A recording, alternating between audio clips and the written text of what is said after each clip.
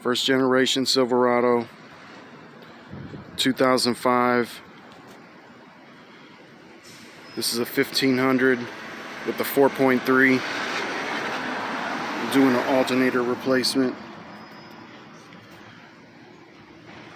It's pretty cut and dry, meaning it's somewhat easy for a decent mechanic, but if you've never done this before, this would be a good way to learn because you have lots of room to work with. You can see everything clearly.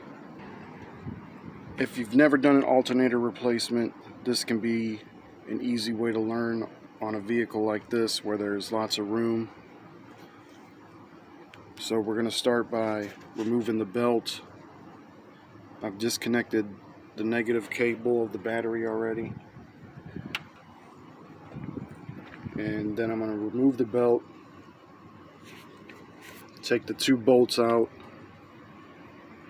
and once the alternator is loose, I'll pull it forward a little bit and disconnect the terminal on the back.